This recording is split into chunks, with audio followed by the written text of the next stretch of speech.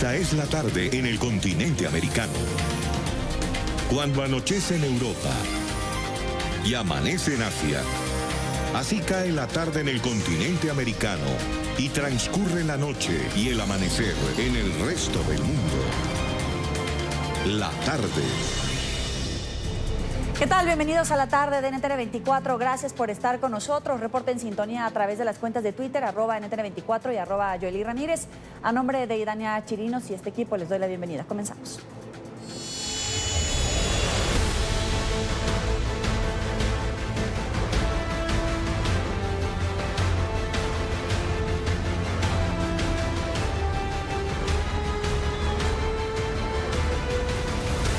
Es horrible estos apagones y uno no sabe, la quitan, la ponen.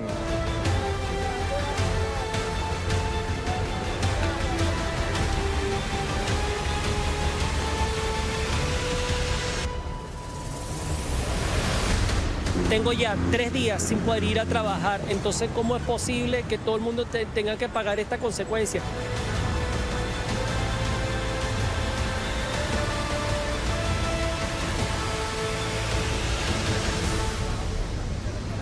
Tercer día consecutivo de fallas en el servicio eléctrico en Venezuela. El país se encuentra prácticamente paralizado luego de que el régimen de Nicolás Maduro ordenara extender la suspensión de actividades laborales y educativas, mientras la gente inconforme adelanta cacerolazos contra Maduro. El líder del régimen aseguró que los cortes de energía son consecuencia de un atentado terrorista de sus opositores y Estados Unidos. En un contacto telefónico dijo que la central hidroeléctrica de Guri fue atacada con fusil y posteriormente incendiada. Maduro dijo que el servicio ya fue restablecido en 80% del país, pero que en los próximos días habrá razonamientos.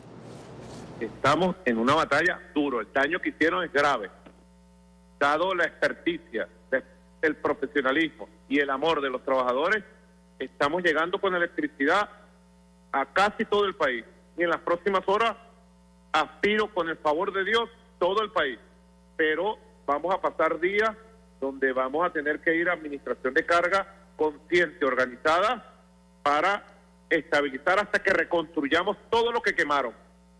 Vamos por fases y la investigación va avanzando. Seguramente todo esto lo daremos nosotros y mostraremos a nuestro pueblo.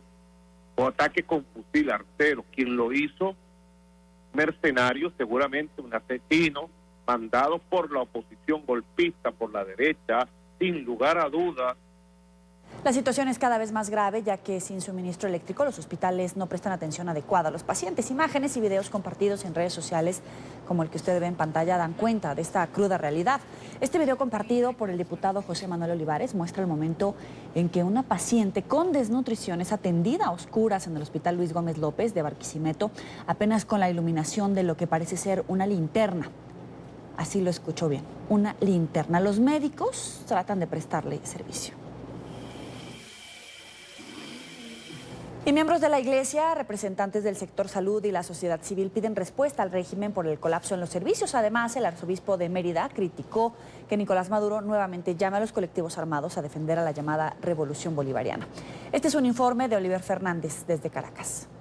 La Iglesia considera que llamar a los colectivos armados apostando a la violencia es un indicador de que el régimen de Nicolás Maduro no cuenta con el respaldo popular y tampoco de la Fuerza Armada Nacional Bolivariana. Bueno, sencillamente que el uso de la fuerza lo que indica es la falta de racionalidad y la falta del apoyo, que es el que le da sentido a cualquier autoridad. La emergencia humanitaria ha tocado la fibra de todos los hogares venezolanos. No hay familia que quede al margen. Es un sufrimiento colectivo. Estamos ante un drama, realmente ante una emergencia humanitaria que no solo es para los más vulnerables, sino para toda la población venezolana. Lo que está claro que el respaldo de la gente es la búsqueda de una solución y una solución lo más pronto posible para evitar todo lo que nos conduzca, casi diríamos, con un genocidio. Ante la exigencia de la ciudadanía sobre una intervención militar, el cardenal Porras respondió que es necesario agotar todas las instancias. El único interés de la Iglesia es una salida racional a la crisis. Y que entiendan quienes están en el poder que no lo pueden tener como un Dios el primer Dios que debemos tener todos es precisamente la dignidad de la vida de todos los venezolanos. Los hospitales no pueden esperar, las enfermedades tampoco. La falta de luz es solo un eslabón de la cadena porque los centros de salud han sido abandonados desde hace muchos años. Damos cuenta de que el 60% de las plantas de los 300 hospitales en Venezuela están con falla o están inoperativas. Entonces, cuando el ministro en aquel momento, el primer apagón, dijo que el 90% había arrancado, me imagino que tendría que referirse al 90% del 40% que apenas tiene una planta que medianamente funciona. No hay un plan de contingencia que tenga el respaldo del Ministerio de Salud. Solo cuentan con la buena voluntad de los médicos. Lo que hacemos los médicos y las enfermeras y todo el personal de salud es prepararnos como siempre cuando hay un bajón, salir corriendo a esos lugares donde están los equipos funcionando y empezamos a trabajar de forma manual. O sea, pero que haya un plan oficial no tenemos. Y es que también están en emergencia los comercios, las gasolineras, farmacias, automercados y el transporte público. Un país prácticamente paralizado. Sociedades médicas, distintas organizaciones no gubernamentales, la Universidad Central de Venezuela y la Iglesia se reunieron este jueves para buscar una salida pacífica a la crisis. Es la información que manejamos desde Caracas. Continúen con más de la tarde de NTN 24. Vamos a saludar a esta hora a Rosa Torrealba, presidenta de la Sociedad Médica del Hospital General del Oeste, mejor conocido como el Hospital Magallanes de Catia. Doctora, muy buena tarde, bienvenida.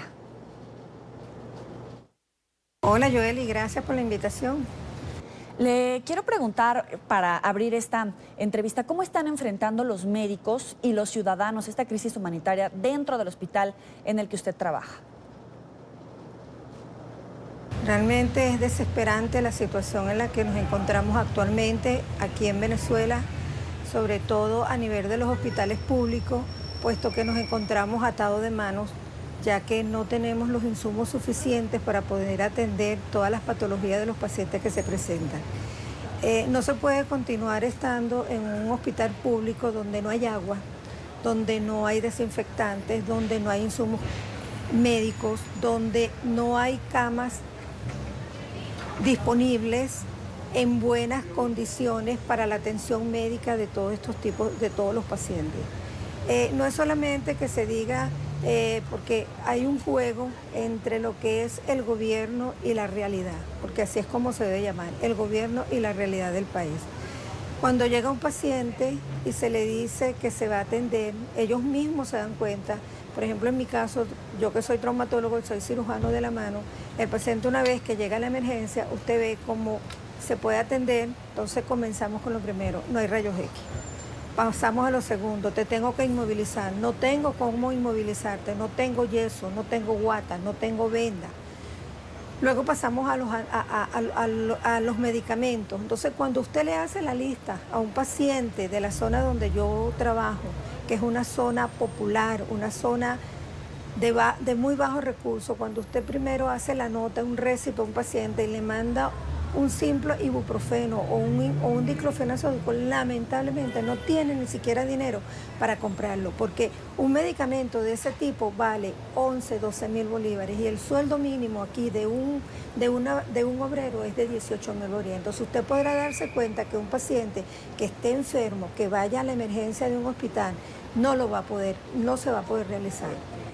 ¿Y qué pasa, por ejemplo? ¿Cuál es la situación de los pacientes crónicos como aquellos que tienen, por ejemplo, que se tienen que dializar?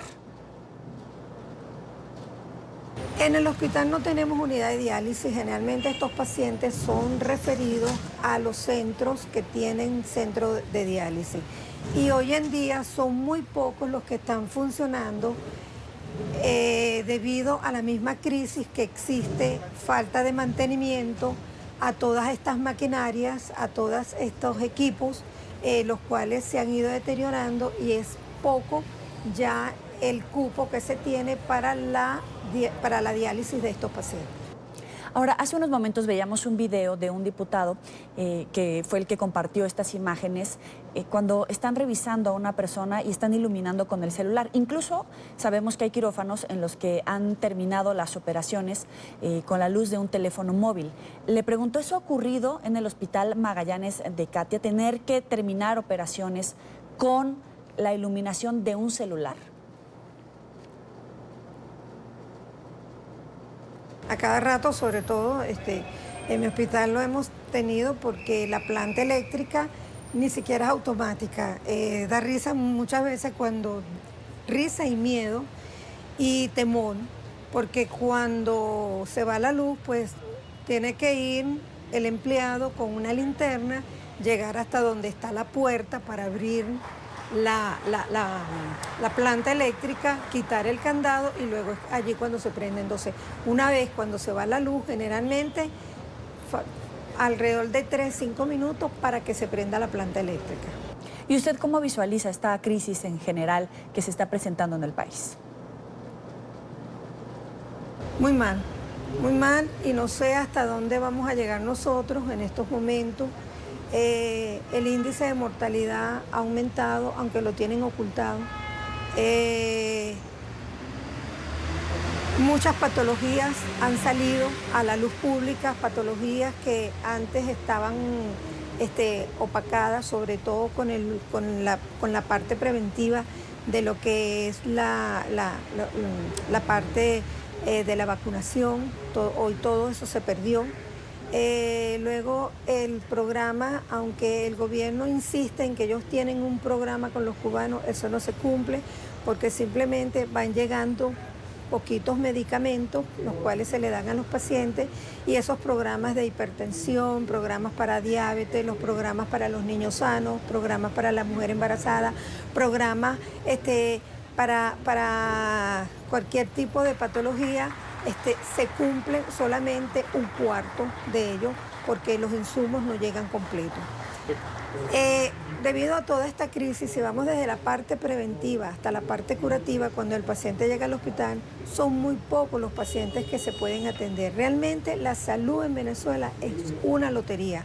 Si usted tiene algún traumatismo en este momento y usted llega al hospital y tiene la suerte, siempre se va a atender porque los médicos estamos allí al frente, aún con todas las irregularidades que hay, aún con todo el peligro que existe, estamos al frente. Pero va a ser una lotería porque usted, si tiene el modo cómo conseguir los insumos, usted va a ser tratado. Doctora, ahora hablemos de la llamada diáspora de los médicos, aquellos que salen del país por la crisis. ¿Se han acabado los posgrados, las especializaciones? Sí, lamentablemente estamos formando médicos para el resto del mundo, no para que se queden en Venezuela. Los muchachos que hoy formamos, su primer objetivo es terminar lo más rápido que puedan para irse del país, porque aquí no están las condiciones económicas para vivir.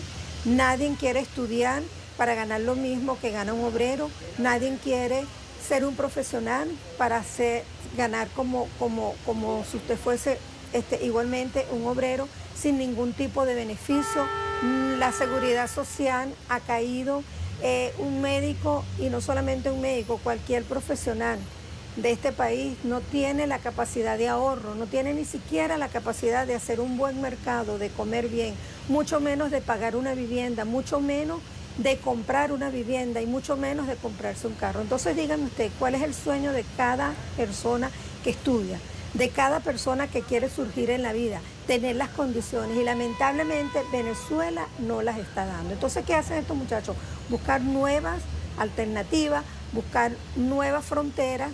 Ahora, nosotros estamos acá porque estamos sobreviviendo, y sin embargo, todos los días del mundo, cuando uno se para, uno se pregunta, Dios mío, ¿voy a continuar estando acá?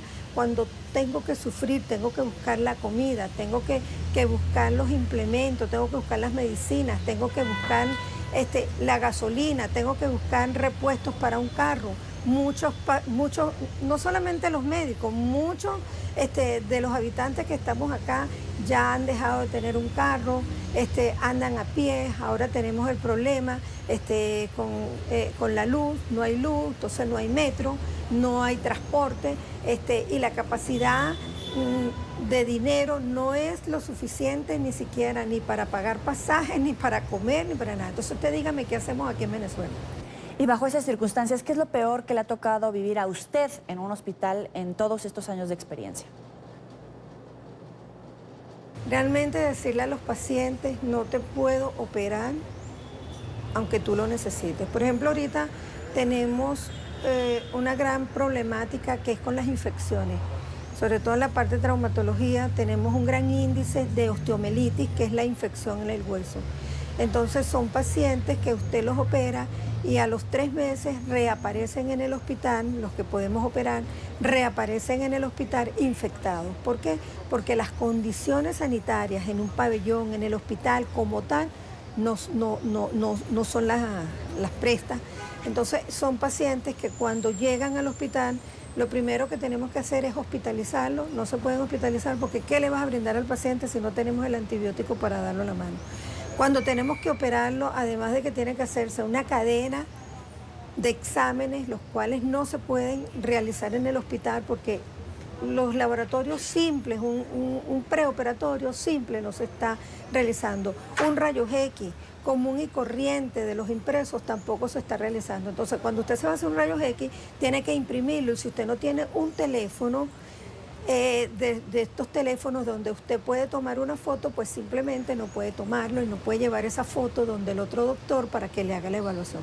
Entonces es triste cuando lo que uno ha estudiado está en un hospital y le tenga que decir al paciente, bueno, haz la cola, porque eso es lo que uno dice, haz la cola a ver cuándo te puedo operar. Y entonces se ve con tristeza cuando pasan 6 meses, pasa el año, pasa 2 años y el mismo paciente hospitalizado, esperando ser hospitalizado, esperando ser intervenido y infectado, botando pus. Dígame cómo vive usted con una pierna botando pus, no teniendo comida, no teniendo agua y no teniendo las condiciones sanitarias para realizarlo.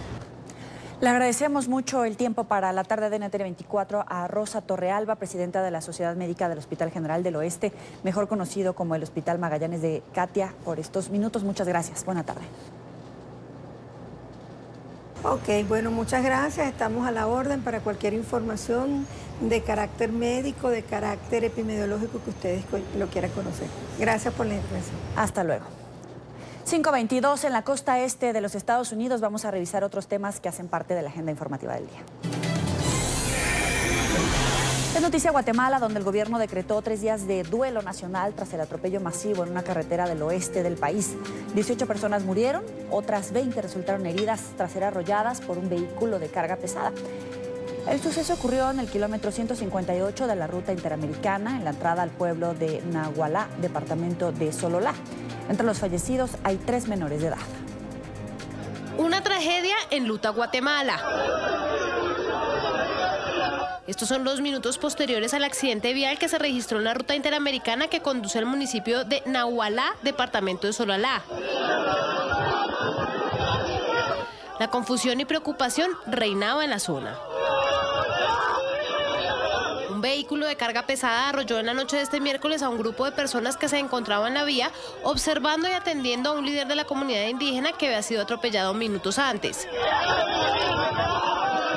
Según testigos, el camión, que transitaba sin luces, no se percató del tumulto y cuando embistió a las personas emprendió la huida. Minutos después llegaron socorristas a la zona. La escena era devastadora. Cuerpos dispersos, objetos personales y familias angustiadas. Con el paso de las horas llegó el primer reporte oficial. Pierden la vida, dejando un total de 18 personas fallecidas de los 2 incidentes. Quedaron 18 personas heridas también que fueron trasladados hacia la emergencia del Hospital Nacional de Sololá y a la emergencia del Hospital Regional de Quetzaltenango. 20 personas fueron trasladadas al hospital local que se declaró en colapso tras la emergencia. El presidente Jimmy Morales se refirió a la tragedia a través de su cuenta en Twitter y declaró 3 días de luto nacional. Con mucho pesar lamento la tragedia ocurrida en el municipio de Nahualá, Sololá, que ha dejado más de 30 fallecidos a causa de un accidente de tránsito. En estos momentos estamos coordinando acciones para brindar todo el apoyo a los familiares de las víctimas. Mi sentido pésame. En la sede del Ministerio Público se adelanta la identificación de los cuerpos, mientras las familias de las víctimas exigen justicia y la ubicación del responsable del atropello masivo. Es noticia de España, donde ya avanza la precampaña electoral con miras a los comicios generales del próximo 28 de abril. En las últimas horas, la crisis energética en Venezuela y las relaciones con México se colaron en el debate político. Este es un informe de Marcelo Moncayo desde Madrid. Hola, ¿qué tal? Saludos para ustedes en la tarde, amigos televidentes. Avanza la precampaña electoral en España. Precisamente desde hoy Faltan 30 días para que se den las elecciones generales de este próximo 28 de abril. Y algunos partidos políticos, como el Popular, dirigido por Pablo Casado, han introducido en el debate político dos temas para poner a pensar también, por supuesto, a la comunidad latina que vota en este país. Uno de ellos, la crisis energética en Venezuela. Y segundo, la respuesta que tendría que haber dado España, según él, al presidente de México, López Obrador. En España falta un mes para las elecciones generales. Los principales candidatos recorren el país para conseguir más votantes. En las últimas horas, en este periodo de pre-campaña, dos temas internacionales han tomado protagonismo debido a que el Partido Popular los ha mencionado en varias concentraciones. Uno de esos temas está vinculado directamente con España. Para el Partido Popular faltó contundencia en la respuesta del gobierno español a López Obrador, quien pide que el rey se disculpe por los excesos cometidos en la conquista de lo que ahora es México. A pesar de lo que diga el presidente de México, que es de la izquierda populista, amigo de Pedro Sánchez y de Pablo Iglesias, yo voy a celebrar como presidente del gobierno el 5º centenario del descubrimiento de México de Hernán Cortés, porque fue una gesta histórica positiva para España y para México, o lo que sería México, porque México en esa época no existía.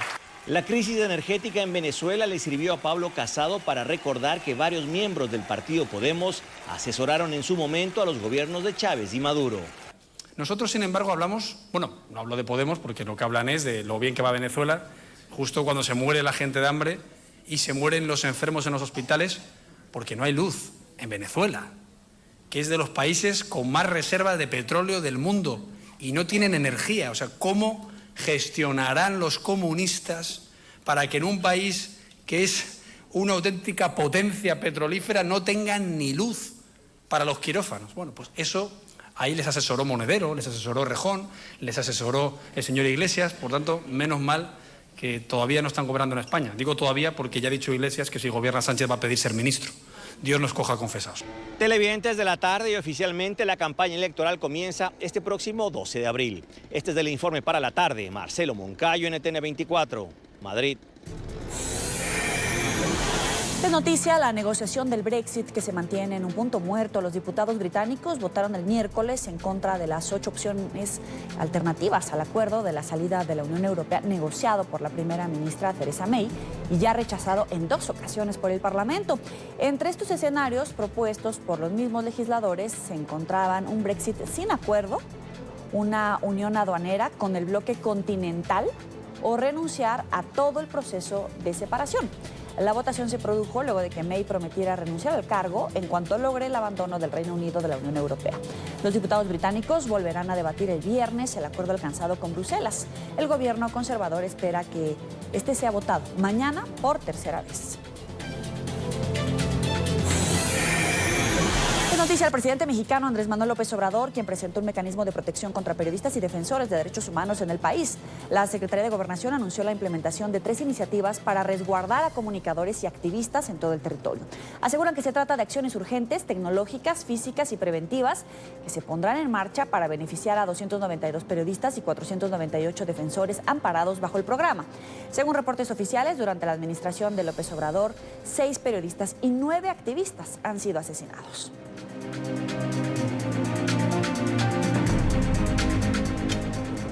Damos la bienvenida a Itzia Mirabete, coordinadora de documentación y seguimiento de casos del área de protección y defensa del artículo 19. Muchas gracias por estar con nosotros. Bienvenida. Hola, muchas gracias a ustedes. Gracias por invitarnos y saludos al auditorio de NTN 24. México es uno de los países más peligrosos para ejercer el periodismo. Las cifras de comunicadores asesinados son altas. ¿Llegó tarde este mecanismo de protección? El mecanismo federal de protección aquí en México en realidad surge desde el 2012. Es un mecanismo que sí surge tardíamente porque las agresiones a la prensa, los 124 periodistas que hemos documentado que han sido asesinados en probable vínculo por su labor, empezaron a ocurrir desde el año 2000. Obviamente acá en México, a partir de la detonación de la guerra contra el narcotráfico, pues es que se da como esta escalada de violencia y es en 2010 que un grupo de organizaciones de sociedad civil deciden empezar a impulsar este mecanismo y es hasta 2012 que se logra. El problema aquí es que después de 7 años es la única respuesta que ha generado el Estado, ha sido una respuesta deficiente, que no ha garantizado coordinación y como te decía, es la única. Entonces, pues todavía queda mucho por hacer si pensamos en hablar de una protección integral, porque queda un gran tramo por avanzar en la parte de prevención, pero también de investigación, de sanción y de reparación del daño. Claro, pero más allá del papel, ¿cómo funciona? ¿Por qué ha habido fallas? Se lo pregunto en este sentido. En enero fueron asesinados el periodista, el colega Rafael Murúa, que estaba bajo protección, y el defensor Noé Jiménez, beneficiarios de este programa de protección a periodistas que existía desde el 2012, como usted dice. ¿Qué ha fallado? Porque siguen matándolos. En el caso del mecanismo es que tiene 2 vías, ¿no? Se supone, de acuerdo con la ley, no tiene que ser como algo burocrático, sino solamente basta con hablar vía telefónica, correo, por mensaje y decir, quiero ser incorporado por esta situación o esto me está pasando, entonces necesito que me protejan. Ahí el mecanismo lo recibe la primera unidad, que es la unidad de recepción de casos y atención inmediata, y ellos hacen una rápida valoración del caso y deciden, 1, si incorporarlo o no, y 2, si se incorpora, si entra como procedimiento ordinario o extraordinario. Y ahí nos empezamos a enfrentar a uno de los principales problemas del mecanismo. De acuerdo con la ley, si entraría en procedimiento extraordinario cualquier caso en donde la gente sienta y declare que su vida o libertad están en riesgo inminente. Y todos los demás casos donde sí se encuentra en riesgo, pero no sea un riesgo inminente a la vida o a la libertad, entran por ordinario. En el caso extraordinario, el mecanismo, de acuerdo con la ley, tendría 9 horas máximo para implementar medidas urgentes, proteger a la persona y ya posteriormente pasaría a la segunda unidad, que haría un análisis de riesgo mucho más profundo, y luego la Junta de Gobierno, que es una mesa de trabajo interinstitucional donde están representantes del mecanismo, de la Secretaría de Gobernación, pero también de la Policía Federal, de la Secretaría de Relaciones Exteriores, de la CNDH. Existe un consejo consultivo donde hay representantes de sociedad civil, de periodistas y de academia. Sí. Y también participa ahí la Oficina del Alto Comisionado de las Naciones Unidas para los Derechos Humanos, con voz pero sin voto. Claro, pero ahí participa la ONU, participan muchos mecanismos internacionales, pero el mismo gobierno ha hablado de fallas en el programa. Incluso varios periodistas no quieren que las autoridades sepan su ubicación, porque no son pocos los casos en donde no son miembros del crimen organizado, no son narcotraficantes, sino autoridades, legisladores, gobernadores, incluso presidentes que han amenazado a periodistas. ¿Cómo resarcir esa confianza para que los comunicadores o los defensores de derechos humanos confíen en las autoridades que los amenazan, pero dicen que los van a proteger? Pues en realidad no es una pregunta tan sencilla, pero yo sí pienso que conforme las autoridades vayan demostrando no solamente que están protegiendo efectivamente, sino que tienen la capacidad y la voluntad para prevenir realmente estas agresiones, para evitar que las personas que ya lo sufrieron lo vuelvan a sufrir y que otras más pues se conviertan en víctimas, en la medida que demuestren que tienen voluntad y capacidad para investigar y sancionar, ahí es donde se va a ir empezando a recomponer el tejido y esta desconfianza que existe en las autoridades, ¿no? Actualmente el mecanismo ha servido más bien como para tapar un poco que están agrediendo a periodistas y personas defensoras, ¿no? Porque las encierran en una burbuja únicamente, donde en muchos de los casos ni siquiera pueden seguir ejerciendo su labor como periodista, como persona defensora, y pues las personas terminan silenciadas, pero el agresor siempre queda libre. Y entonces eso es como un aliciente para seguir agrediendo, y pasa también en muchos casos. Nos pasó en el caso de Cecilio Pineda, periodista que fue asesinado en 2016, que le quitan las medidas y al poco tiempo es asesinado, ¿no? Porque el agresor seguía ahí, seguía libre y nada le había ocurrido. Pero como estaba protegido, pues el mecanismo dejó de ver que tuviera agresiones de manera recurrente y al momento de retirar las medidas lo asesinan. Claro, pero es que es muy interesante lo que dices, porque al final los periodistas terminan aislados, silenciados, y el agresor sigue libre. Con este cambio de gobierno que inicia con el presidente López Obrador y la nueva estructura de gobierno, ¿cómo evitar que este mecanismo, que funciona desde el 2012 sin dar resultados y que hay otros mecanismos legislativos de protección a periodistas, cómo lograr que este sí dé resultados y que no se convierta en otro elefante blanco de protección a agresores? Pues mira, para nosotros eso es un camino largo, ¿no? Eso es importante aclararlo, pero como dices, las claves que a nosotros nos podrían decir, ok, existe voluntad y existe la intención, no de seguir construyendo elefantes blancos, sino de solucionar el problema, pues en primera tendría que ver con sí fortalecer el actual mecanismo, que se dejen de crear más instituciones, ¿no? Las instituciones que se crean a partir de coyunturas nada más y que no se trabajan para reforzarlas, para que funcionen bien, pues solo se terminan convirtiendo en eso, en un elefante blanco. Entonces, el llamado sería no seguir construyendo más mecanismos, sino que el que ya existe pudiera generar y coordinarse con las autoridades estatales y municipales. Posiblemente, si es necesario, repensar la ley y ver qué marco normativo se podría adecuar mejor para garantizar esta coordinación interinstitucional, pero sin duda no es creando nuevas instituciones. Esa es una.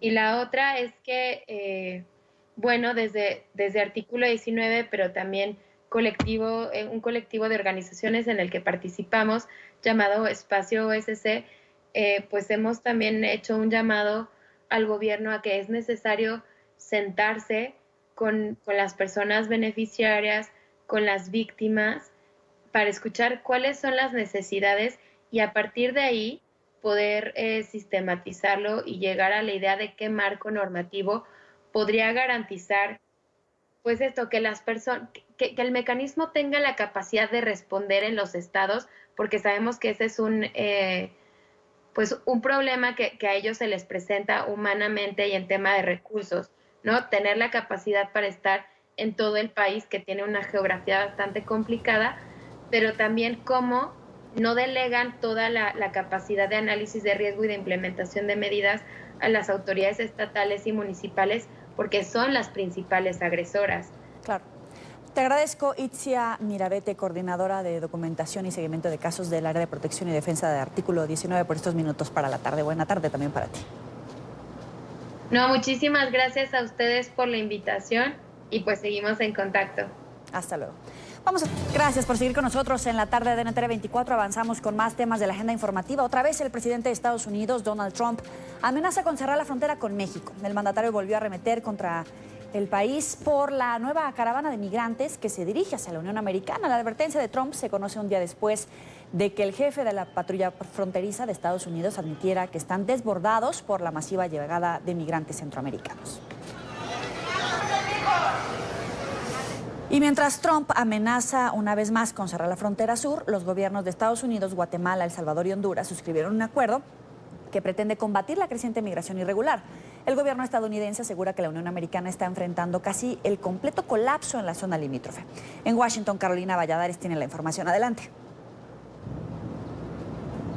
¿Qué tal? Buenas tardes. La secretaria de Seguridad Nacional de los Estados Unidos, Kirstjen Nielsen, aseguró que con este acuerdo con los llamados países del Triángulo Norte, los departamentos de seguridad, también justicia y de Estado de todos los países que integran el acuerdo van a poder apoyarse para lograr objetivos como combatir las redes internacionales transnacionales de crimen, también las pandillas, también combatir la trata y tráfico de personas y, por ejemplo, también aumentar la cooperación cuando se trata de compartir información e inteligencia. También dijo Nielsen que la situación en la frontera sur de los Estados Unidos ha pasado de ser una situación que calificaba de emergencia a ser ahora una situación de casi completo colapso del sistema. Esto es lo que dijo.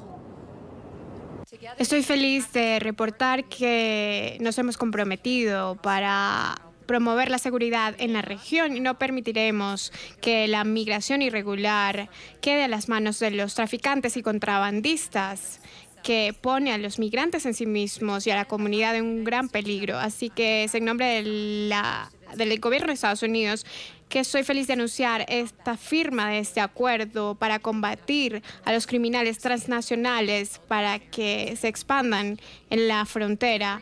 Hemos acordado presentar una acción conjunta contra redes criminales.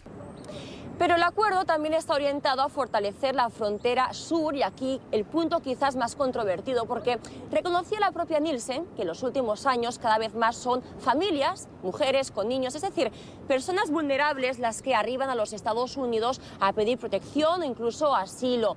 En el pasado decía que eran más hombres, padres y cabezas de familia. Esto complica los procesos en los centros de detención.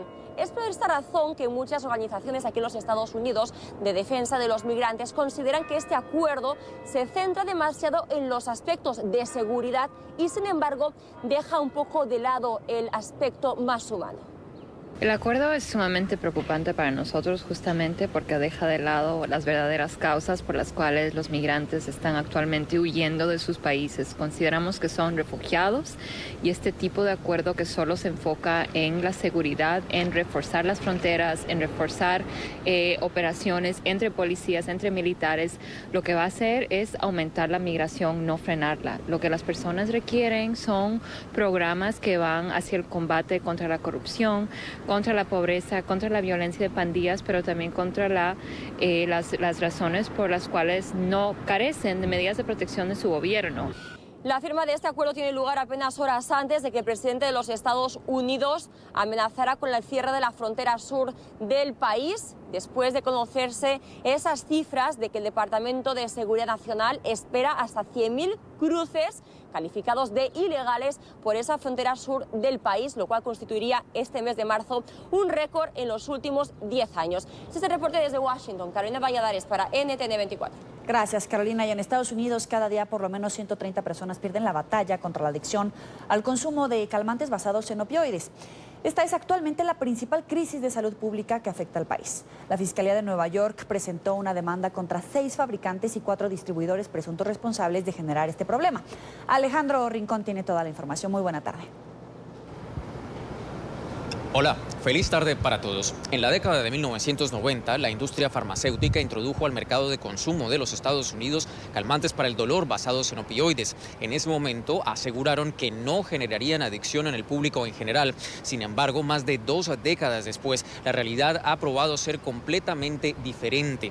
Solo en el año 2016, por ejemplo, más de 42.000 personas en la Unión Americana murieron por abusar de este tipo de sustancias o de drogas que pueden conseguirse bajo una receta o fórmula médica. Incluso en el año 2017, la administración Trump declaró una emergencia de salud pública a nivel nacional por cuenta de esta causa. Es en estas circunstancias que ahora la Fiscalía Estatal de Nueva York emprende esta acción legal contra 6 fabricantes y 4 distribuidores de estas drogas con el objetivo de que asuman su responsabilidad por ser considerados los principales responsables de esta crisis de salud pública en los Estados Unidos. El anuncio hecho hoy por la Fiscalía Estatal de Nueva York estuvo enmarcado en los siguientes términos: que sea la fiscal estatal de Nueva York, Leticia James, la que en sus propias palabras les explique a ustedes las razones detrás de esta demanda. Y en un esfuerzo para dirigirnos a la raíz de esta crisis, hoy mi oficina presentó una demanda extensiva en contra de las compañías y las familias detrás de ellas, aquellos que hacen, distribuyen y han malinformado al pueblo estadounidense sobre los verdaderos peligros de estas drogas. Puesto de una manera simple, ellos ponen las ganancias sobre los pacientes. Estos distribuidores continúan vendiendo los opioides a las farmacias, incluso sabiendo que deberían haberse detenido. Las partes demandadas en esta acción legal son señaladas de emprender una extensa campaña de marketing falso con el objetivo de aumentar la distribución de las dosis de estos calmantes para el dolor basados en opioides, una realidad que ha afectado a todo tipo de comunidades a través de los Estados Unidos. En el caso particular de los latinos, de acuerdo con el Centro para el Control de Enfermedades de la Unión Americana, entre los años 2014 a 2016 aumentaron en más del 50% los fallecimientos por cuenta del abuso en estas sustancias. Hoy participó en el anuncio de esta demanda un sobreviviente del abuso de estas sustancias, quien en los siguientes términos explicó lo que representa para él, lo que es considerado como un esquema sistemático de abuso del sistema de medicamentos en los Estados Unidos. Es importante decir que en años recientes, en algún momento de mi vida yo fui afectado y tuve un daño por esta epidemia. Y al principio quizás, cuando yo recientemente me recibí estas prescripciones, en ese momento simplemente miraba alrededor, intentando buscar a algunos amigos y algunos doctores que pudieran ayudarme con esto. Pero claramente es un tema muy complejo que necesita ser tratado de forma seria, porque es un camino hacia la destrucción básicamente cuando tomas esa decisión. La acción legal presentada por el estado de Nueva York es revelada horas después de que en el estado de Oklahoma el laboratorio farmacéutico Purdue, que produce uno de estos medicamentos basados en opioides que tiene el nombre comercial de Oxycontin, llegara a un acuerdo para pagar $270 millones justo por ser encontrado el responsable de favorecer o de aumentar las ventas de este tipo de medicamento. Fuentes de la Fiscalía Estatal neoyorquina aseguran a la NTN 24 que por el momento no hay negociaciones con ninguno de los acusados en este caso para llegar a un acuerdo, y por ahora se prevé que esta acción legal llegue a los tribunales. Es todo lo que tenemos para ustedes por ahora. Continúen con más en la tarde. El Contralor General del Madurismo, Elvis Amoroso, anunció la decisión de inhabilitar por 15 años al diputado presidente de la Asamblea Nacional y mandatario encargado de Venezuela, Juan Guaidó. El funcionario alineado con el régimen informó que se presume que Guaidó ocultó o falseó datos de su declaración jurada de patrimonio y a su vez recibió dinero de instancias internacionales y nacionales sin justificarlas. Esta medida le impediría a Guaidó postularse a cualquier cargo de elección popular por el tiempo señalado. Esta acción debe ser notificada al Consejo Nacional Electoral y sería este órgano el que la materializaría, bloqueando cualquier candidatura. La sentencia comenzaría a regir solo hasta cuando Guaidó culmine su periodo de gestión actual, para el que fue electo como parlamentario en 2015 y que terminará con la entrega de su curul en enero de 2021. Resuelve, primero, inhabilitar por el ejercicio de cualquier cargo público al ciudadano Juan Gerardo Antonio Guaidó Márquez, titular de la cédula de identidad número 16726-086, por el periodo máximo establecido en la ley, en el decreto con rango, valor y fuerza de ley contra la corrupción. Ahora, ante la decisión del madurismo, el presidente interino de Venezuela ya respondió. ¿Qué dijo Juan Guaidó? Vamos a preguntárselo a Luis Laya en Caracas. Adelante, buena tarde. Hola, buenas tardes. Juan Guaidó, el presidente encargado de Venezuela, respondió a Elvis Amoroso, el contralor designado por la Asamblea Nacional Constituyente y quien acusó a Juan Guaidó de realizar viajes no declarados y además pagarlo con fondos que no se saben de dónde provienen. Por esto anunció una inhabilitación de 15 años en contra de quien hoy es el presidente encargado de Venezuela. Esto Guaidó aseguró que lo que les duele es que él es recibido por otros gobiernos mientras que ellos no, que él ha podido buscar soluciones a los problemas que vive Venezuela, mientras que el régimen de Nicolás Maduro no ha podido acercarse al mundo. Y hoy el régimen se dio cuenta que yo viajé por el mundo. Se dieron cuenta tarde porque ya construimos el apoyo del mundo. Entonces sacan un tipo también que ellos designaron de manera irregular a decir que me iban a inhabilitar. ¿De verdad? Ustedes no se van a confundir, el pueblo venezolano no se va a confundir con una falsa inhabilitación, con el cuento de que viajé por el mundo. Sí viajé por el mundo y sí me reciben, por cierto, a diferencia de ustedes. Entonces me imagino que lo que les duele es eso. Que lo sancionaron. Entonces ellos hablan del imperio, pero les encanta que vaya Mickey. Entonces me imagino que les duele horrible. Además denunció que esto es un nuevo ataque en contra de la presidencia encargada de Venezuela, que ya han atacado a sus personas más cercanas. A su hermano lo han acusado, a Roberto Marrero, su mano derecha, lo detuvieron, y a uno de los primos hermanos de su madre también lo acusan de presuntamente fomentar y financiar unos ataques en contra del régimen de Nicolás Maduro. Él ha asegurado que todos estos ataques lo hacen porque no pueden detenerlo a él. Lo grave de esto es que como persiguieron a Roberto Marrero, que ayer la juez no dictó porque tiene miedo, esa es la verdad, porque no recibió una llamada el día de ayer, no sabían qué hacer, porque saben de las consecuencias personales, entonces estaba hoy tratando de resolver. Como a mi hermano lo señalaron también de ayudarme, imagínense ustedes, acusaron a un hermano de ayudar a otro hermano. Además indicó que ninguna de estas acciones que toman en su contra o en contra de su equipo detienen la grave crisis que vive el país. Indica que el apagón continúa tras 4 días y que no han podido darle soluciones a los problemas de agua, así como de los distintos servicios públicos. Aseguró que pueden incluso llevarlo detenido y la situación del país no cambiará. Y el pueblo de Venezuela sabe que nada de eso, y las Fuerzas Armadas, y el mismo partido del régimen, nada de eso soluciona la crisis eléctrica.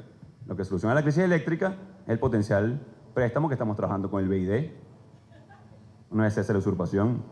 Lo que soluciona la crisis eléctrica es la ejecución del Plan País. Lo que va a recuperar los megavatios perdidos y el mantenimiento es poder pagar la cuenta a las empresas de mantenimiento que se fueron por falta de pago. Hace años, por cierto. Y por eso hay 14 metros de monte. 14 metros, escuchen bien, de monte en una subestación. Durante la presentación de algunas soluciones ante la crisis de servicios públicos a través del Plan País, Juan Guaidó también señaló que los ciudadanos deben manifestar todas estas precariedades que se viven en Venezuela. Indicó que deben salir a la calle. Por esto ha convocado de nuevo manifestaciones para este fin de semana. Desde Caracas, Venezuela, para la tarde de NTN 24, Luis Alejandro Laya.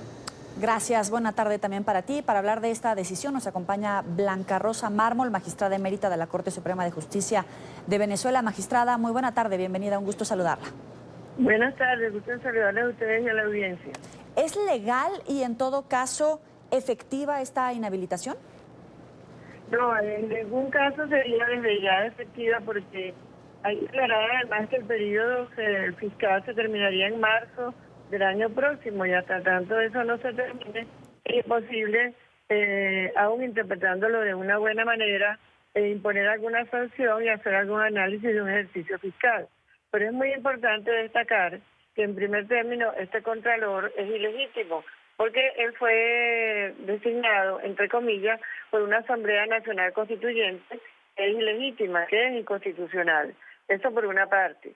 Por otra parte, no podría nunca el contralor por sí mismo y sin ninguna revisión ni apelación imponer una medida de esa naturaleza, tan alta la pena y de tan graves consecuencias como es la de inhabilitar a una persona políticamente por 15 años, como ellos pretenden. Con esta decisión, para decirlo coloquialmente, ellos se dejan ver la costura, porque lo que les preocupa es sacar de la política a Guaidó durante el mayor tiempo posible, con lo cual consolidan su concepción tiránica que tienen del gobierno.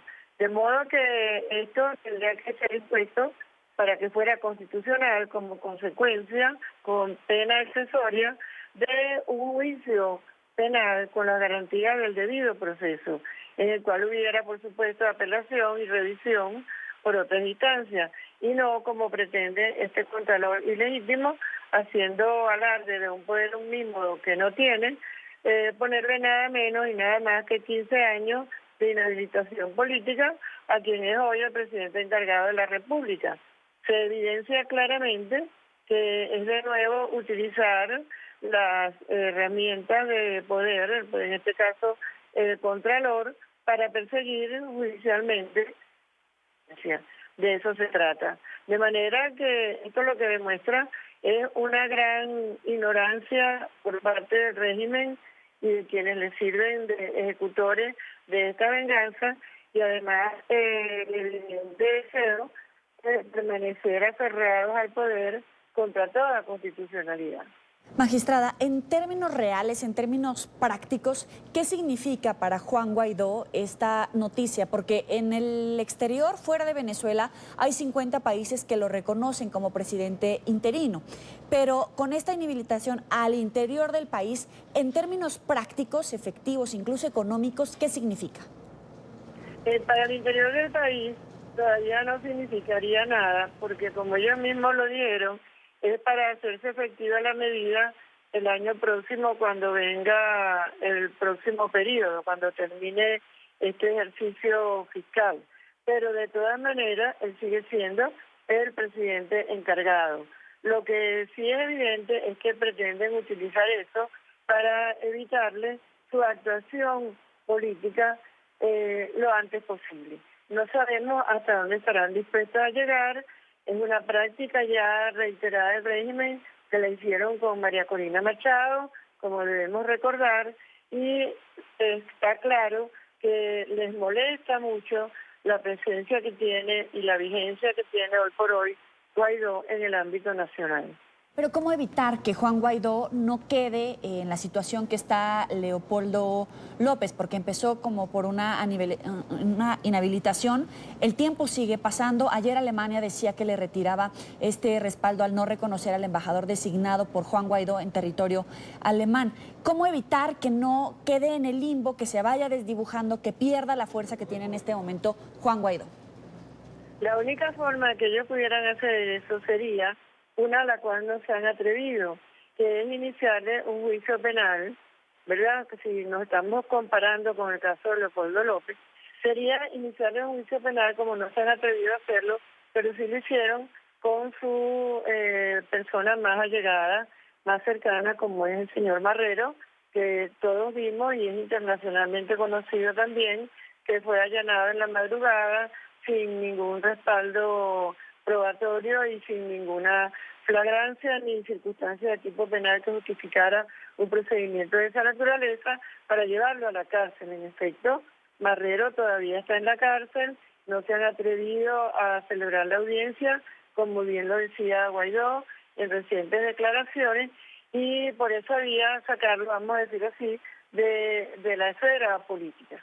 Ahora, en la información que tenemos, están acusando a Juan Guaidó de ocultar o falsear datos de su declaración jurada de patrimonio y a su vez recibir dinero de instancias internacionales y nacionales sin justificarlas. ¿Le están montando un caso legal, penal, para procesarlo y de alguna manera sentenciarlo?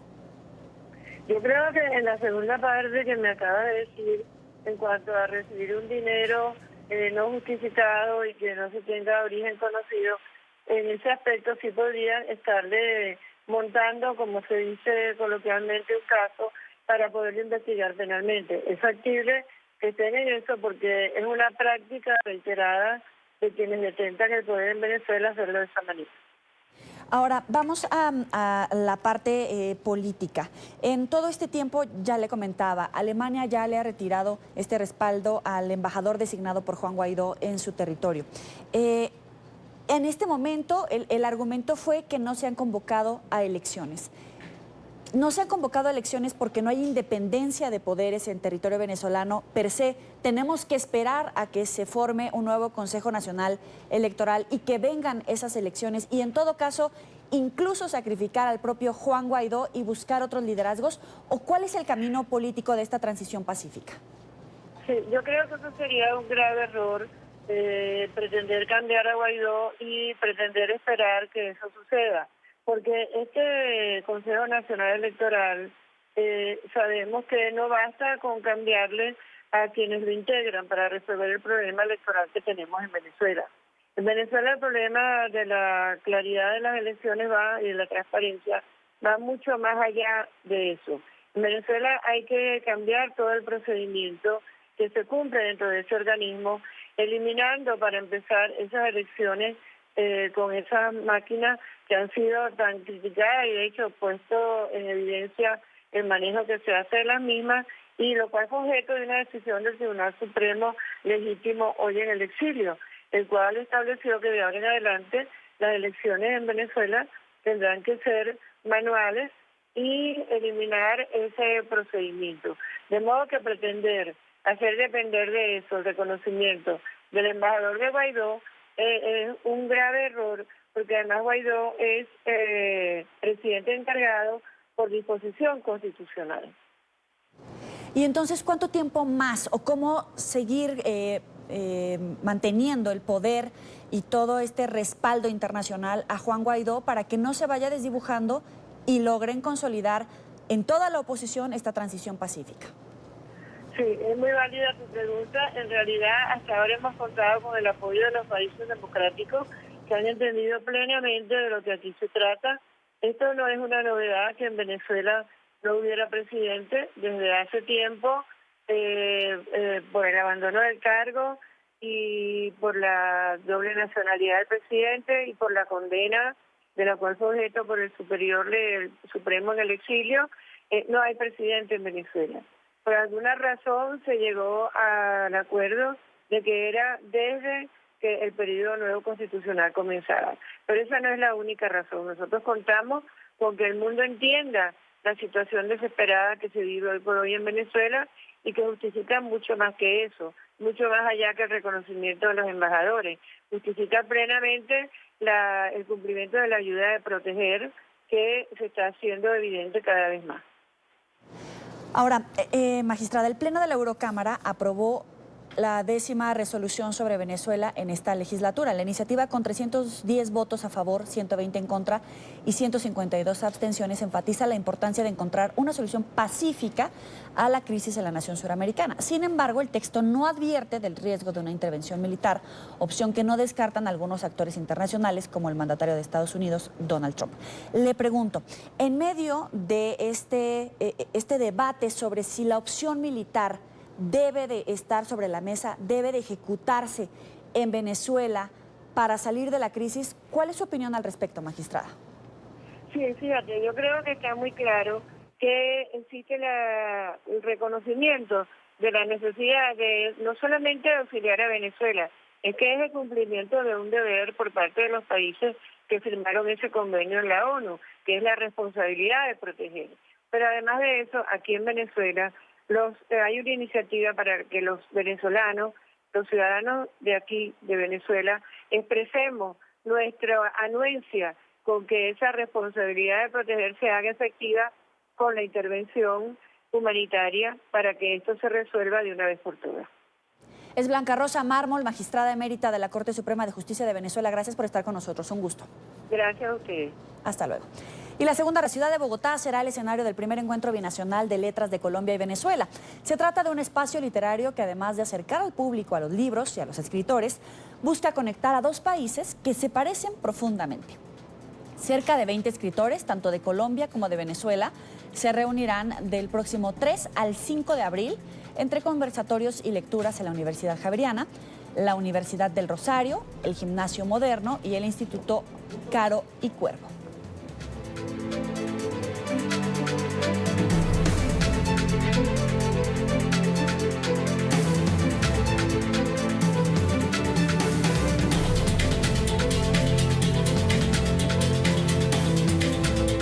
Nos acompañan en el estudio Alfonso Molina y Karina Gómez Franco, directores de este encuentro. Bienvenidos a ambos. Gracias por estar con nosotros. Muchísimas gracias a ti. Gracias. Son 20 escritores, pero hay que antojar a la gente. ¿Quiénes son? Bueno, son 10 de cada país. Tenemos gente insignia, es muy larga la lista para saberse la memoria, él la tiene. Pero tenemos personajes como Boris Izaguirre, Leonardo Padrón, por Venezuela, Fedosi Santaella, Eduardo Sánchez Guedes, Sonia Chacrón. O sea, es muy variopinto, igualito por Colombia. Es increíble lo importante que ha sido, porque primero, de toda la lista que teníamos, ¿sabes? Cuando uno empieza los proyectos, todos dijeron que sí. Empezamos por 6. Ajá. Y vamos por 10. Ok. O sea que ya pinta bueno. Sí, que va a estar buenísimo. Y bueno, nada, la historia de todo esto es empezar a hablar de Colombia y Venezuela con mucho más altura, que no sea solamente crisis humanitaria y no solamente son malas noticias y no solamente es lo que vemos el diario. Empezamos haciendo el Festival Binacional de Cine Colombia-Venezuela, lo empezamos a hacer el año pasado. Ya lo habíamos hecho en la frontera con Colombia y Venezuela, empezaba en Cúcuta y terminaba en San Cristóbal. Pero bueno, dejamos de hacerlo 2 años porque la frontera la cerraron. Oye, ahorita que dices de esa riqueza más allá de la crisis humanitaria, de la crisis política, ¿cómo es que siguen generando letras, contenidos, cine en la situación en la que se encuentra en este momento Venezuela? Yo quiero hablar. Vas. Mira, las sociedades cuando están en crisis, cuando tienen problemas severos, generan su propia resistencia. Y la resistencia no es ni en el comercio, ni en las relaciones diplomáticas, que no hay relaciones diplomáticas entre Venezuela y Colombia. Pero los creadores de allá y de acá siguen pensando, siguen creando, siguen haciendo su trabajo. Su trabajo es pensar, crear, proponer, comunicar. Y eso es lo que ha pasado tanto en Venezuela como en Colombia. Fíjate que esta propuesta ha tenido muy buena receptividad. No solamente por los escritores venezolanos que están en Caracas o en Madrid o en México o en Miami, porque hay una diáspora también de escritores, sino aquí mismo los escritores colombianos han sido muy abiertos. Dicen, bueno, sí, vamos a reunirnos, vamos a encontrarnos. Y el mejor sitio hoy por hoy creo que es Bogotá, por su estabilidad, por sus condiciones. Y a partir del 3 nos vamos a encontrar escritores venezolanos y escritores colombianos. Bueno, la verdad es que todo esto tiene un nivel claro. Queremos incluirnos, no dividirnos. Como no... cicatrización, como volverse a reconocer. Es una forma de paliar y de ponerle un poquito de cariño a algo que fue muy abrupto, porque vamos a estar claros, esto no ha sido fácil, ni para Colombia, ni para Venezuela, ni para ningún lugar de América Latina. Nosotros tenemos intenciones de que la inclusión parta de Venezuela a toda América Latina, pasando por Argentina y Brasil. ¿Por qué? Porque no es fácil, pero hay que vernos, hay que contarnos, hay que reconocernos, porque la verdad es que Venezuela ha sido un país de muy poca migración al exterior.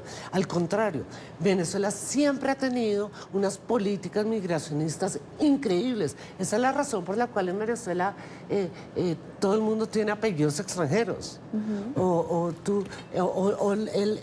El mestizaje y el revuelto entre razas ha sido increíble. Bueno, para no ir más allá, todas mis Venezuelas no tienen apellidos venezolanos, más o menos. Entonces es un poco eso. Mientras Colombia no tuvo esas políticas de inmigración en los años 60, 70 y 80, Venezuela sí lo tuvo. Venezuela pobló. Entonces ahorita que la migración, cuando la gente sale de Venezuela a otros países, claro, se siente como rara, pero entonces hay que empezar a paliarle, hay que empezar a poner, hay que ponerle cura y hay que empezar a ver en otros términos.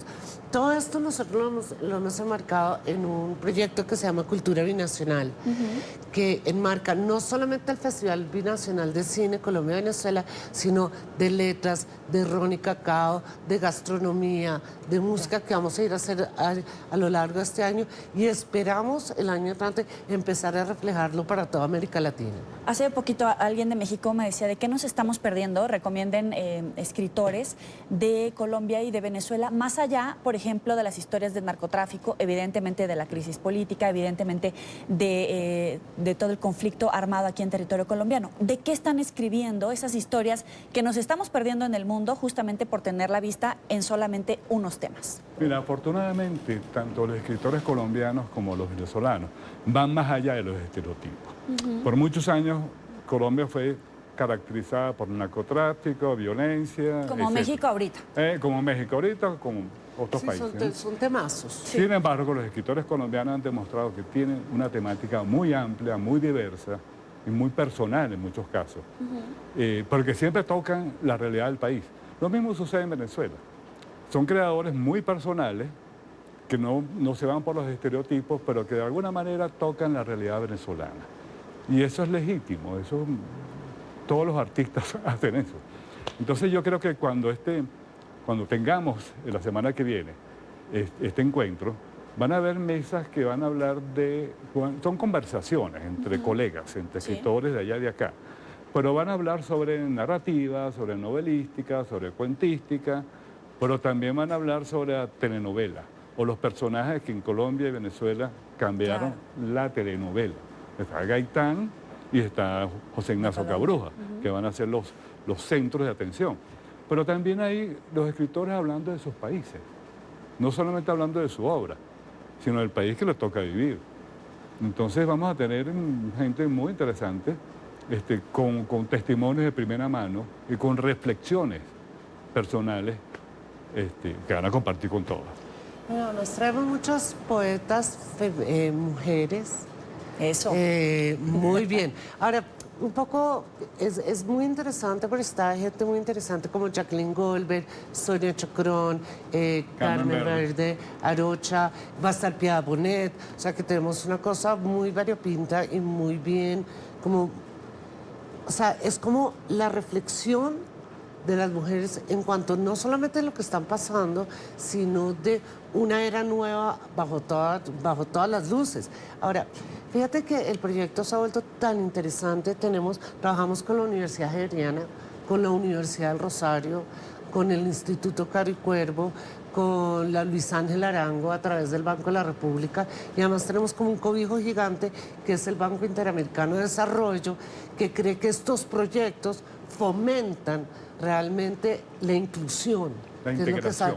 La integración, la inclusión a través de la cultura. Entonces pienso que bueno, vamos por acá con un muy buen camino y un largo recorrido. Ahora, hasta donde entiendo, esto empezó en 2012, ¿correcto? En estos 6 años, ¿cómo ha cambiado? O sea, ¿cómo nos podemos ser empáticos para ponernos en la situación que vive un colombiano que recibe al venezolano, o al revés, o al venezolano que de repente se puede sentir sin hogar, con falta de respaldo y que a lo mejor no encuentra necesariamente la empatía de los ciudadanos de los países a donde llegan? ¿Cómo restablecer esa empatía? Yo pienso que es todo a través de la inclusión. No es el venezolano que llega a Colombia, sino el colombiano que recibe al venezolano. Hace años, en los años 70 y 80, la migración colombiana hacia Venezuela fue increíble, pero masificada increíblemente. ¿Y qué pasó? Lograron integrarse. Hoy en día los colombianos en Venezuela son una fuerza de trabajo importantísima para el país. O sea, levantan los niveles del PIB. Cuando teníamos un gobierno que daba el PIB, por ejemplo. Ahora no lo dan, pero es inclusión. Entonces es un poco, América Latina va a tener que adaptarse a los venezolanos. Son gente muy preparada, son personas además cultas. No solamente todo es crisis humanitaria, todo puede ser inclusión, fuerza de trabajo, además experticias, porque la gente que sale de Venezuela viene muy bien educada. Todo el mundo es casi todo el mundo es universitario. Entonces van a agarrar a hacer fuerza de trabajo en los países donde lleguen. Y eso es bueno para todos nuestros países. Yo creo que la palabra clave aquí es integración. Así como los colombianos se integraron a la vida venezolana, ahora muchos venezolanos se van a integrar a la vida colombiana. Y la mejor forma es la cultura, las ideas. Hay que ir a amarnos. La invitación, primer encuentro binacional de letras de Colombia y Venezuela, la cita del 3 al 5 de abril, lecturas, conversatorios, Alfonso Molina y Karina Gómez Franco. Gracias por estar con nosotros. Les recordamos, la cita es en la Universidad Javeriana, la Universidad del Rosario, el Gimnasio Moderno y el Instituto Caro y Cuervo. No se lo pueden perder. Gracias. Gracias. Y bueno, avanzamos. En Cartagena, Colombia, albergará la reunión de medio año de la Sociedad Interamericana de Prensa que arranca este viernes. Los principales periodistas y medios de comunicación del hemisferio se darán cita en la ciudad para hablar sobre libertad de expresión, democracia y noticias falsas. El encuentro contará con la presencia del secretario general de la OEA, Luis Almagro. NTN 24 y Noticias RCN son anfitriones de este evento. Vamos al lugar de la noticia con nuestro enviado especial, Andrés Gil. Muy buena tarde, Andrés. Buenas tardes. El presidente de Colombia, Iván Duque, y el secretario general de la OEA, Luis Almagro, estarán mañana, en las primeras horas de esta reunión de medio año de la Sociedad Interamericana de Prensa aquí en Cartagena y participarán, por supuesto, en los actos de apertura de esta reunión. Cartagena será el escenario de este encuentro de unos 350 delegados de medios de comunicación de todo el continente que estarán aquí reunidos para hablar sobre democracia, para hablar sobre libertad de prensa, para hablar sobre libertad de expresión, para hablar sobre nuevas tecnologías, sobre fake news, en fin, de actualidad y de actualidad de nuestro gremio, del gremio periodístico. En NTN 24, Noticias RCN, RCN Radio y el Diario La República somos los medios anfitriones. Así se prepara Cartagena para atender a la Sociedad Interamericana de Prensa entre el viernes y el domingo. Cartagena, la ciudad sede de grandes eventos, recibirá desde este viernes a las personalidades que se reunirán en la asamblea de medio año de la Sociedad Interamericana de Prensa. Estos son los tipos de eventos que queremos que se den en Cartagena, que Cartagena sea un destino de actividades como esta.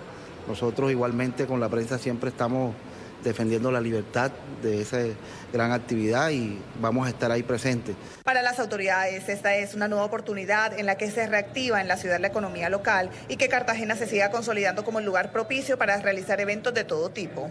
Pues vamos a tener lo que nos corresponde, que es muestras culturales de gastronomía, danza, música, para que estos invitados se deleiten con la ciudad y pues conozcan más y además que generen un espacio de convivencia y de disfrute de nuestra ciudad, que quieran regresar. La infraestructura, la cultura, el clima y la gastronomía convierten al Corralito de Piedra en el epicentro de los mejores congresos y convenciones como lo es la Asamblea de la Sociedad Interamericana de Prensa.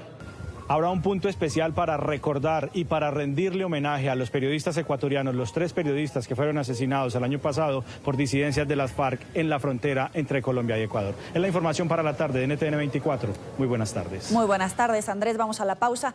Los invito a que se suscriban a nuestro canal en YouTube NTN 24. Allí van a poder encontrar todo el contenido multimedia, entrevistas, reportajes y la señal en vivo.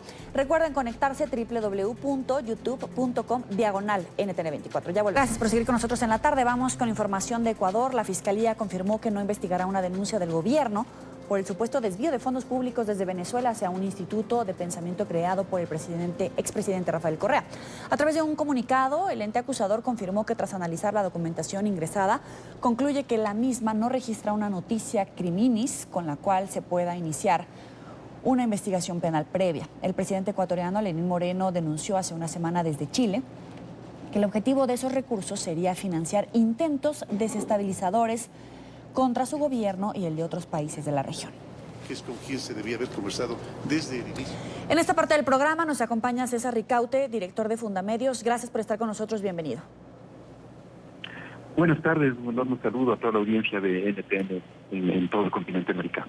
César, le quiero preguntar, ¿esta decisión podría ser una manifestación de independencia de poderes en Ecuador? Porque no porque un presidente, el actual presidente, haga una denuncia contra un expresidente, lo ha investigado. O por el contrario, podría dar visos de que todavía el correísmo tiene una fuerza tomado de algunas instituciones y que eso impide que se realice alguna investigación a pesar de que pudiera haber indicios para ser investigado.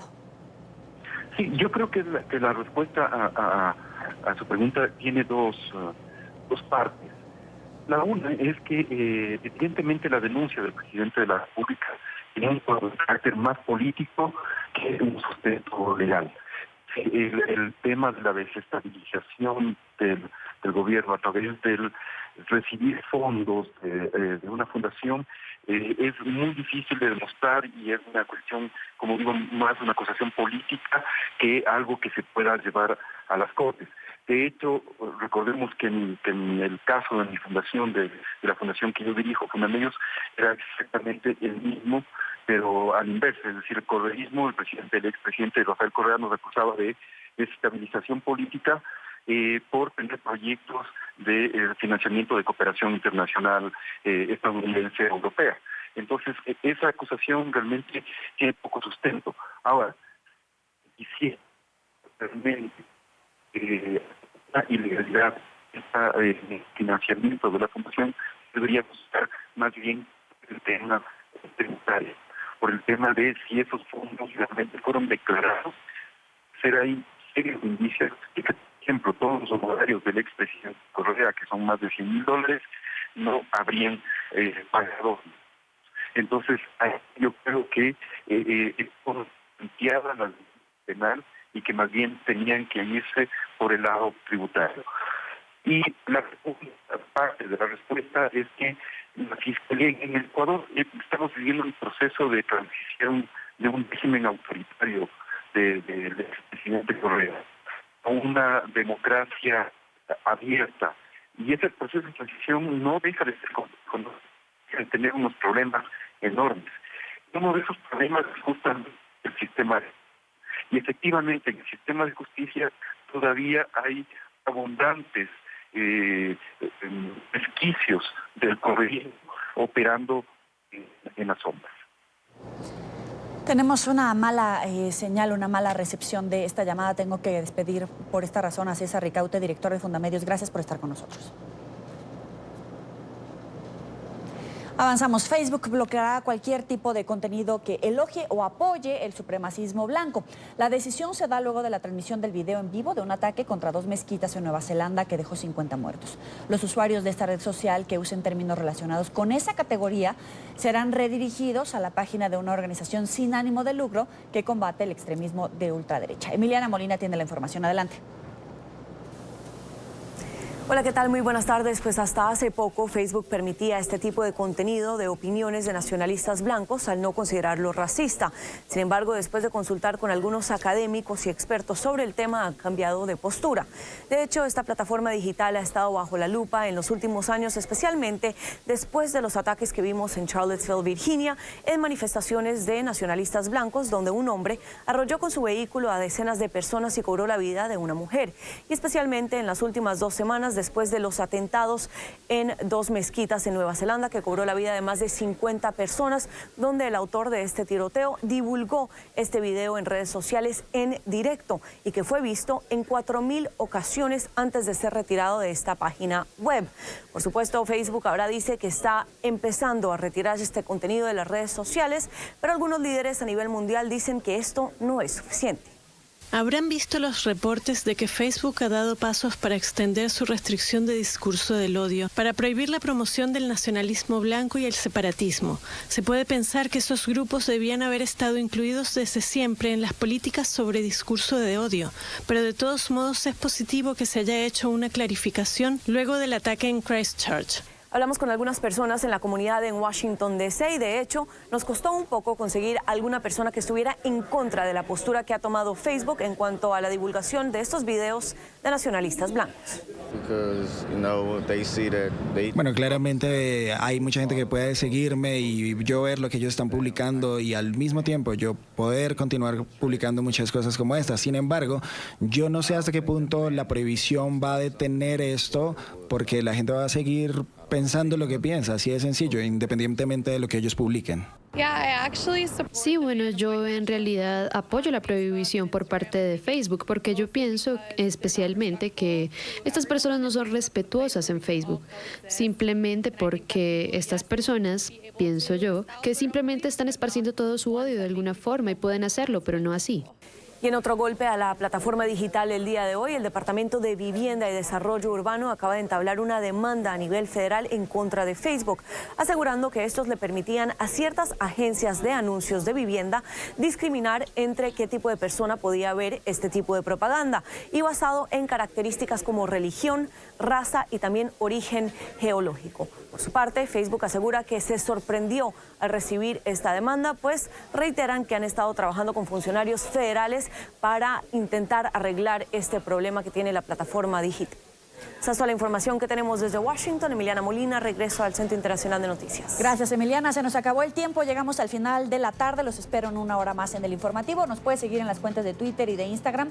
Las tienen en su pantalla. Pásela muy bien.